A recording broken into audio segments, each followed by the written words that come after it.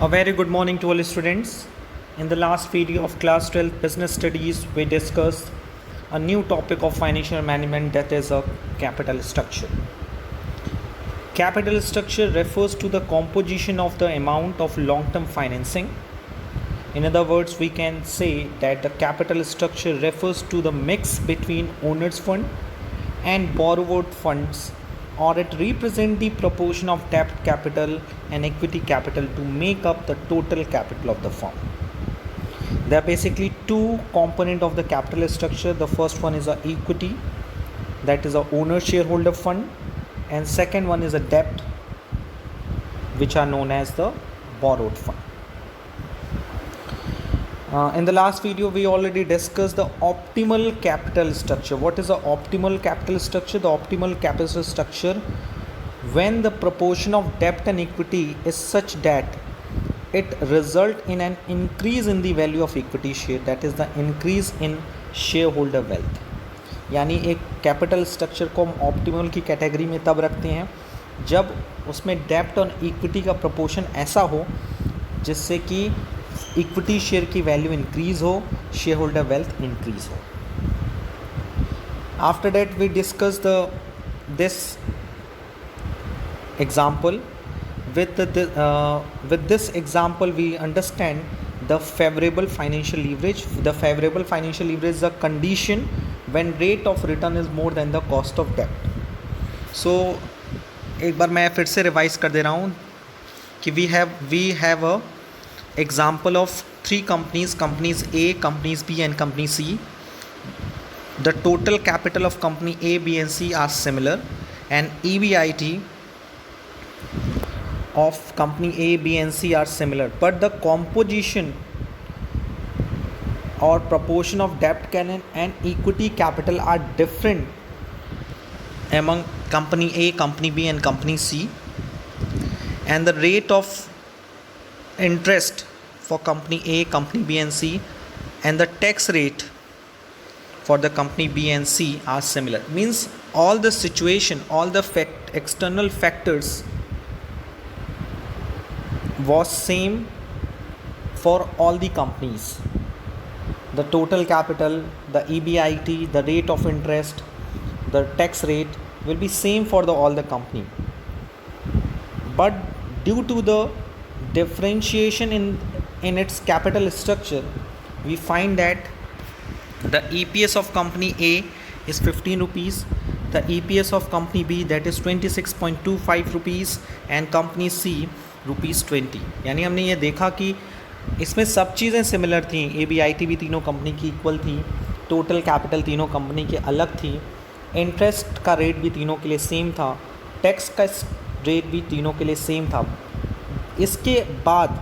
इसके बावजूद भी तीनों का EPS अलग अलग आया, that is a earning per share.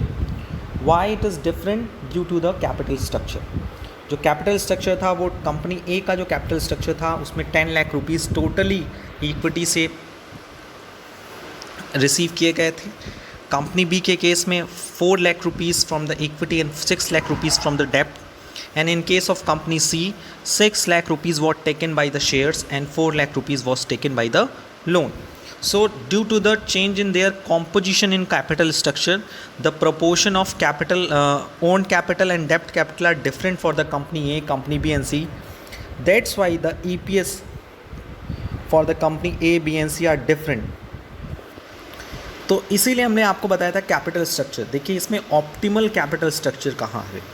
हमने अभी बात की कि optimal capital structure is a situation where increase in the value of equity share, that is a increase in share holder wealth. यानी ऑप्टिमम कैपिटल स्ट्रक्चर वो है जहाँ पे इक्विटी शेयर की वैल्यू बढ़े, इन शेयर होल्डर वेल्थ इंक्रीज हो. तो EPS कहाँ पे बढ़ रहा है, कहाँ सबसे ज़्यादा है? B. So from the among companies A, B and C, the optimal capital structure of company B को हम कह सकते हैं. And the next is ROI. ROI is very important. In this we find that the EBIT upon total investment into 100. What is the formula of ROI? ROI means return on investment.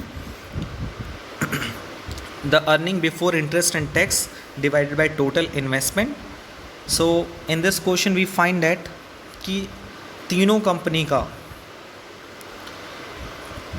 में company ए हो, B हो, सी हो, तीनों के case में हमारा EBIT is 3 lakh and total invest 10 lakh, so this is 30% and rate of interest is 15% which is the less than the ROI. So we find that, हमने ये प्राप्त किया कि ये तीनों फेवरेबल फाइनेंशियल लीवरेज है, जहाँ पे आपका रिटर्न ऑन इन्वेस्टमेंट जो है, ROI जो है, वो रेट ऑफ इंटरेस्ट से हायर है. ये फेवरेबल था. इन this situation ROI is greater than the interest. Okay. Thus, from the above example, it is clear that shareholder of the company B receive higher APS than the shareholder of companies A and C due to the higher debt in the total capital of the company B. Therefore, the optimal capital structure is that of the company B. So, एक बात note कर लीजिए अपने दिमाग में, when ROI is greater than interest, rate of interest, okay? When ROI means return on investment is greater than the interest, in this situation we preferred debt capital. यानी हम उस सिचुएशन में हमारा ऑप्टिमल कैपिटल स्ट्रक्चर वही होगा जहाँ पे डेप्ट capital का फॉर्म ज़्यादा होगा. What is ROI? ROI means EBIT upon total investment and interest का मतलब होता है द कॉस्ट ऑफ डेप्ट. ठीक. और यहाँ पर ये बात आपको माइंड करने की ज़रूरत है, जो नोट डाउन करने की ज़रूरत है वो ये है कि आपने तीनों कंपनी में ये देखा कि तीनों कंपनी में डेप्ट कैपिटल सबसे ज़्यादा किसके पास थी? Company B. और ये ROI ज़्यादा है और 6 लाख रुपीज़ लोन भी ज़्यादा है बी के पास. सो इस सिचुएशन में उसका EPS भी सबसे ज़्यादा है. देख रहे हैं, बी कंपनी का EPS ज़्यादा है. क्यों ज़्यादा है? Because it is a situation where ROI, it means return on investment is greater than the interest. So in this situation capital structure उसका अच्छा होगा, EPS उसका सबसे ज़्यादा आएगा जिसका डेप्ट कैपिटल ज़्यादा होगा, क्योंकि उसे कम टैक्स देना पड़ेगा गवर्नमेंट को. ओके. ये बात आपने दिमाग में रख लीजिए. ये चीज़ प्लीज़ नोट डाउन कर लीजिए कि favourable situation means when the rate of return is more than the cost of debt. In this situation we preferred debt capital as compared to the owned capital. Okay. And how we will find the return on investment? The earning before interest and tax divided by total investment. The next topic is related to this concept, that is trading on equity. Is a very important topic, trading on equity. The use of debt along with equity increases earning per share. This use of fixed financial charge, that is interest, increase the profit earned by the shareholder. This concept is known as trading on equity. What is trading on equity? Trading on equity का मतलब ये होता है जितना ज़्यादा हम डेप्ट को use करते हैं उतना ही ज़्यादा हमारी अर्निंग पर शेयर बढ़ती है. Because of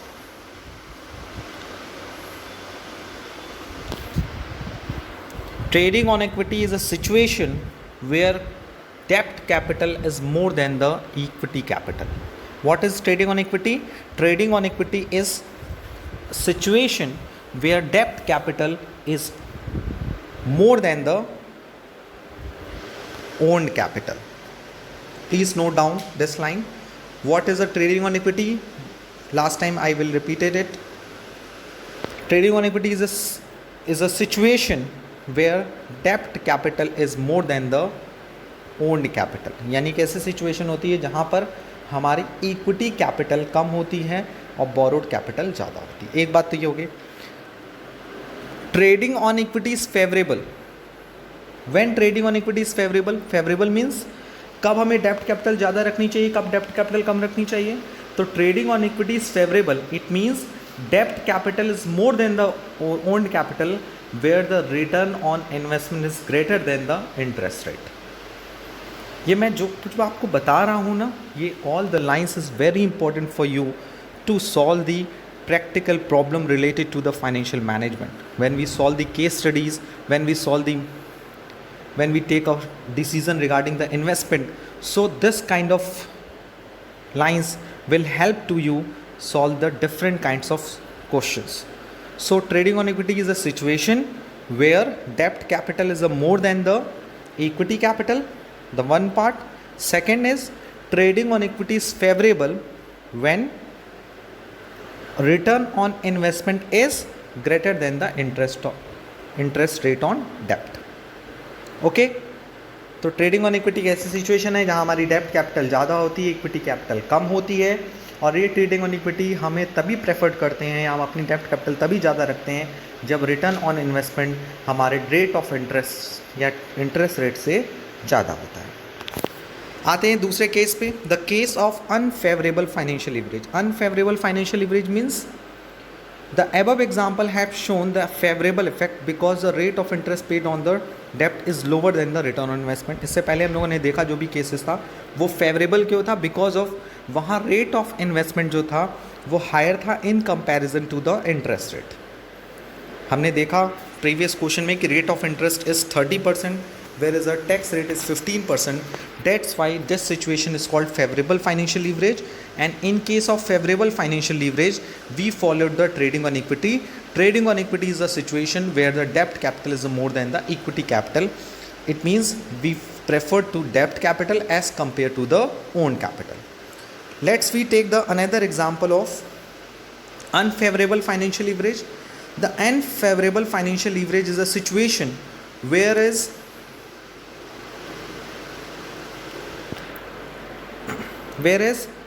you find that the return on investment is lower than the interest rate. It means आपको रिटर्न कम मिलेगा और आपका इंटरेस्ट रेट ज़्यादा होगा. तो उस सिचुएशन में हम क्या करेंगे, we find that the EBIT for company A, company B and company C, that is 1 lakh, 1 lakh and 1 lakh, and this is called the 10% of the capital, and the interest we paid the 15% of 6 lakh, that is 15% 6 lakh for company A only equity, company B debt plus equity, company C one total amount brought for the. So we find that company A के पास तो कोई डेप्ट नहीं है, तो उसने कोई डेप्ट नहीं दिया, कोई इंटरेस्ट पे नहीं किया. But in case of company B we find that उसके पास 6 लाख रुपीज़ क्या है कि डेप्ट कैपिटल है, तो उसने 90,000 का इंटरेस्ट पे किया. उसी तरह से ओके, आई होप कि you will get confuse the before solving the this case. First of you, I will inform to you that take another case, other things remaining the same. सारी चीज़ें same हैं. सारी चीज़ें same होने का मतलब जो मैंने कल आपको एग्जांपल बताया था वो सब कुछ सेम है, बट यहाँ चेंज हो जाएगा आपकी EBIT. In the last case we find that कि our EBIT is 3 lakh, but in this situation we find that the EBIT is 1 lakh. So पहले मैं आपको एक बार बता दूँ कि आपकी इन्फॉर्मेशंस क्या क्या है. देखिए, ये था फेवरेबल फाइनेंशियल लीवरेज जहाँ पे टोटल कैपिटल भी 6 लाख, टोटल कैपिटल 10 लाख है for company A, company B and company C. Share capital इनका प्रोपोर्शन भी सही है, सेम वही है. चेंज यहाँ पर हो गया है, 3 लाख की जगह कंपनी के पास 1 लाख रुपए की EBIT है, बाकी all the things are same. So company B take a 6 lakh rupees from the loan and company C take the 4 lakh rupees from the loan. So company B paid 6 lakh multiplied by 15%, that is a 90,000 as an interest, whereas the company C paid 4 lakh multiplied by 15%, that is the 60,000 as an interest. So we find that in today's question is that कि तीनों company की EBIT 1 lakh 1 lakh 1 lakh है, बाकी सारी चीज़ें change नहीं है, unchange है, just same as a previous situation. But यहाँ चेंज क्या हो गया है कि हमारी EBIT 1 लाख हो गई because it is a unfavourable financial leverage. क्योंकि ये दोनों चीज़ें हो सकती हैं, हम ज़्यादा प्रॉफिट भी कमा सकते हैं, कम प्रॉफिट भी कमा सकते हैं. So in the case number 1 we discussed where the ROI is greater than the interest, but in this situation we find that company earned only 1 lakh rupees as a EBIT. 1 lakh rupees as EBIT means कि company 1 lakh रुपए कमा रही है और company का total investment कितने का है, 10 लाख रुपए का. So you find that company का रिटर्न ROI इन्वेस्टमेंट कितना है, 10%, बल्कि उसका इंटरेस्ट रेट क्या है, 15%.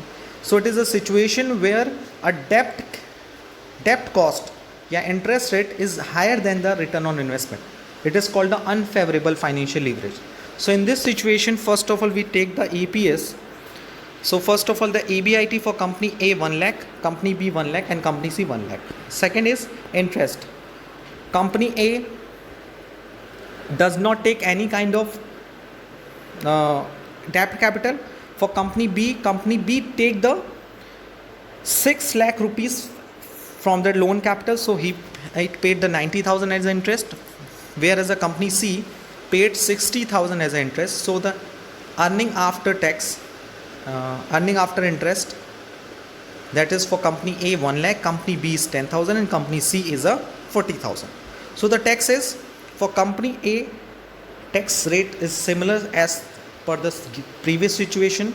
The tax rate for company A 50,000, company B 5,000, and company C 20,000. Because of earning after interest for company A, that is 1 lakh, company B 10,000, and company C is 40,000. So the 50% of 1 lakh, that is 50,000, 10,000 50%, that is 5,000, and 40,000 is 20%, that is 20,000. So earning after tax is 50,000, 5,000, 20,000, and earning per share, in the previous situation the same things are all the things are same, but the earning after tax is different for the different companies. Company A का जो earning after tax है, that is 50,000 है, company B 5,000 है, company C 20,000, यानी interest और tax देने के बाद the earning after interest and tax. So after that we find out the earning per share. The earning per share for company A, that is 5 rupees, company B 1.25 rupees, and company C 3.33. So at the last I want to say you what I want to say you, please listen carefully. There are basically two situations related to the financial leverage. The first situation, favorable financial leverage, and second is the unfavorable financial leverage. Favorable financial leverage is a situation where ROI is greater than the interest rate. So in this situation, we followed the trading on equity. Trading on equity is a situation where the debt capital is higher than the equity capital. यानी जब हमारा return on investment ज़्यादा होगा as compare to the interest rate, तो हम अपनी डेप्ट capital को प्रेफर करेंगे. Is that clear? एक बात क्लियर. दूसरी आई unfavourable financial leverage. The unfavourable financial leverage is a situation where interest rate is greater than the return on investment. So in this situation, we preferred owner's capital as compared to the borrowed capital. So in this situation, we do not follow the trading on equity. We follow the owned capital as compared to the borrowed capital. यानी इस situation में owners capital ज़्यादा लेंगे. अब आप इसी में देखिए, कंपनी ए का एपीएस सबसे ज़्यादा आया है, कंपनी सी का आया है, उसके बाद कंपनी सी का आया. बिकॉज ऑफ ये अनफेवरेबल फाइनेंशियल लीवरेज की सिचुएशन है. तो यहाँ पर अनफेवरेबल के सिचुएशन में, यानी जब कंपनी की EBIT ज़्यादा नहीं होती, या कह सकते हो ROI ज़्यादा नहीं होता है, तो वहाँ कंपनी को ओनर्स फंड से ही काम करना चाहिए, बोरोड पे मूव नहीं करना चाहिए. बोरोड फंड पे हमें तभी मूव करना चाहिए जब हमारे पास सफिशेंट ROI अवेलेबल हो. The ROI is greater than the interest rate. So I hope कि ये दोनों सिचुएशन आपको क्लियर हुई होगी कि हमें कब बोरोड फंड फॉलो करना चाहिए और कब ओन फंड को फॉलो करना चाहिए. इट मीन्स हमें कब डेप्ट फाइनेंसिंग करनी चाहिए और कब इक्विटी फाइनेंसिंग करनी चाहिए. Is that clear? And this decision is very important to the financing decision, because you know very well कि जब हम फाइनेंसिंग डिसीजन लेते हैं तो this decision is totally related to the capital structure of the company, and capital structure of the company refers to the composition of the डेप्ट capital and equity capital of the firm, and to make a total capital of the firm.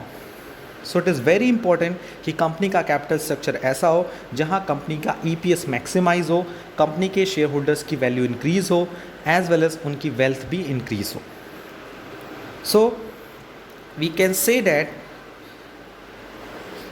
Eight the end basically there are two situations related to the financial leverage: favorable financial leverage and unfavorable financial leverage.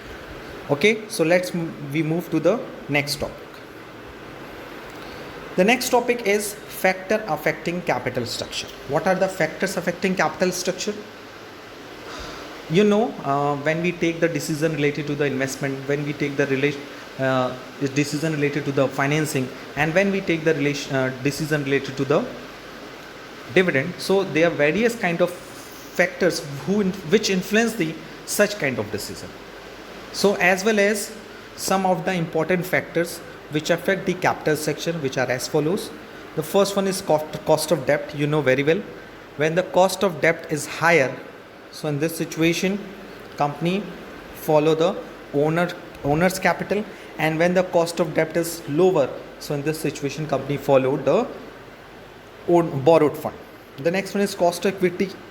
When a company increases debt, the financial risk faced by the equity shareholder increases. Thus, debt can be used up to a limit. Beyond that point, cost of equity may go up and share prices may decreases. So, cost of equity is very important part to determine the capital structure, because you know very well कि जब हम company में डेप्ट capital को increase करते हैं तो हमारा financial risk बढ़ जाता है, और जब फाइनेंशियल रिस्क बढ़ता है तो इक्विटी शेयर होल्डर का रिस्क भी बढ़ जाता है. तो रिस्क बढ़ने से यू नो वेरी वेल कि कंपनी का जो कॉस्ट ऑफ इक्विटी होता है वो भी बढ़ जाता है. सो और शेयर की जो प्राइस होती है वो क्या हो जाती है, गिर जाती है. So I want to say you कि the cost of equity is very important part to decide the capital structure, and cost of equity determine the maximum level of the uses of डेप्ट capital. यानी equity का जो cost है वो हमें कहीं ना कहीं इस बात को डायरेक्ट करता है कि हमें कितना डेप्ट लेकर काम करना चाहिए. The next one is the interest coverage ratio. What is the interest coverage ratio? It is a very popular ratio. In practically way this topics will be studied in the part B of accountancy when we solve the chapter ratio analysis of the part B of the accountancy. So वहाँ पर हमें interest coverage ratio निकालना सिखाया जाएगा. So what is the interest coverage ratio? The interest coverage ratio refers to the number of times earning before interest and tax cover the interest obligation. Means अगर मैं बताऊं कि कंपनी अगर 1 लाख रुपए कमा रही है और कंपनी को पर ईयर 10,000 रुपीज़ क्या देना है, इंटरेस्ट पे करना है. यानी कंपनी 1 लाख रुपए कमाई, उस 1 लाख में उसे 10,000 रुपये इंटरेस्ट देना है. तो कंपनी कितने बार टैक्सेस दे सकती है, इंटरेस्ट दे सकती है? 10 times. Once again I want to repeat to you what is interest coverage ratio, कि कंपनी अपने अर्निंग में से कितनी बार इंटरेस्ट दे सकती है, यानी उसका इंटरेस्ट का कवर क्या है. Cover means how many times company pay the interest from the current year profit. If company earn 1 lakh rupees annually and it paid 10,000 as an interest, so company paid 10 times interest to the debenture holders. So it is also very important for you because of company का interest coverage ratio जितना अच्छा होता है, company का interest coverage ratio जितना ज़्यादा होता है, उतना ही क्या इम्पोर्टेंट होता है, उतना ही हमारा डेप्ट कैपिटल लेने का विचार बन सकता है. इट मीन्स हमारा अगर हम ज़्यादा से ज़्यादा इंटरेस्ट दे सकते हैं, इसका मतलब ही तो यही है कि हम डेप्ट कैपिटल को बोरो कर सकते हैं. The next is dept service coverage ratio. What is a dept service coverage ratio? It refers to the ratio that takes care of deficiency in ICR. A higher dept service coverage ratio indicates better ability of the company to meet it's cash commitment and borrow more fund. यानी डेप्ट service coverage ratio में ये बताता है कि हम जब loan से पैसा ले रहे हैं तो लोन पे हमें 2 चीज़ें पे करनी पड़ती है. When we take the loan from any investors, any borrower, so in this situation we paid the amount regularly to the borrower. The first one is the interest and second was the annual instalment, the principal value. आप you know very well, अगर हम loan लेते हैं तो loan को हम या एक पर्टिकुलर मंथ के बाद या पर्टिकुलर डे के बाद उसको रिफ़ंड करते हैं और उस पर एनुअली इंटरेस्ट भी पे करते हैं.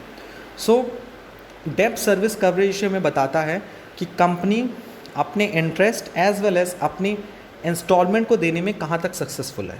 यानी कैश कमिटमेंट्स करना हो या ज़्यादा से ज़्यादा बोरो करना हो, कंपनी कितनी कैपेबल है.